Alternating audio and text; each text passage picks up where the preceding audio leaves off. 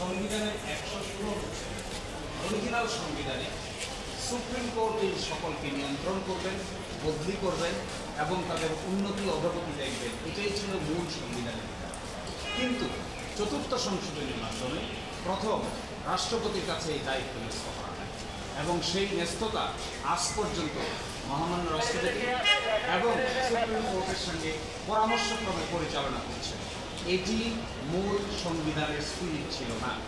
এই জন্য আমরা বলেছি ১১৬ অনুচ্ছেদে মহামান্য রাষ্ট্রপতির কাছে যে ন্যস্ত থাকবে এইটি সাংবিধানিক নয়, এটি বিচার বিভাগের স্বাধীনতাকে পূর্ণাঙ্গভাবে খর্ব করছে।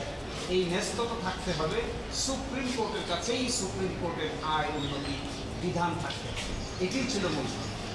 একই সাথে যে ডিসিপ্লিনারি রুলস করা হয়েছে নিম্ন আদালতে বিচারকদের জন্য, এটি বলা হয়েছে প্রযুক্ত কর্তৃপক্ষ হবে আইন মন্ত্রণালয়। আইন মন্ত্রণালয়ের অধীনে যদি বিচার বিভাগ থাকে, নিম্ন আদালতের বিচার বিভাগেরা কেউই সিকিউর ফিল করেন না। কারণ আপনারা দেখতে পাবেন রাজনৈতিক উত্থান পতনের সঙ্গে সঙ্গে তাদেরকে ব্যবহার করা হয়।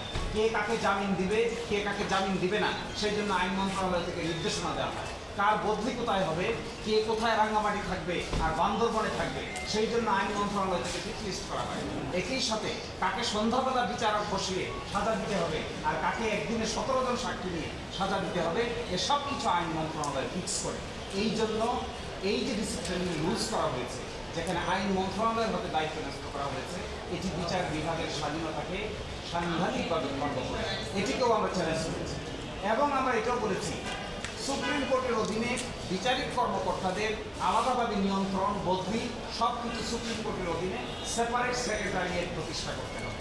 এই সেক্রেটারিয়েট যা আইন মন্ত্রণালয়ের অধীনে, তা দিয়ে বিচার বিভাগের স্বাধীনতা নিশ্চিত করা অতীতেও সম্ভব হয়নি, বর্তমানেও সম্ভব হচ্ছে না, ভবিষ্যতেও সম্ভব হবে না। এটি এই রিট পিটিশনের মূল আদর্শ। মূলত আমরা বিচার বিভাগের প্রকৃত স্বাধীনতা বুঝে আসছি ১১৬ নম্বর ৮ অনুচ্ছেদ সংবিধানের এটি একটি বড় বাধা।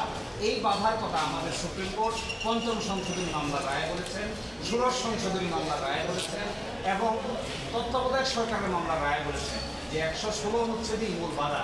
এই বাধা যদি দূর করা যায় তাহলে বাংলাদেশের আদালত, উচ্চ আদালত এবং নিম্ন আদালত প্রকৃত অর্থে স্বাধীনতা পাবে।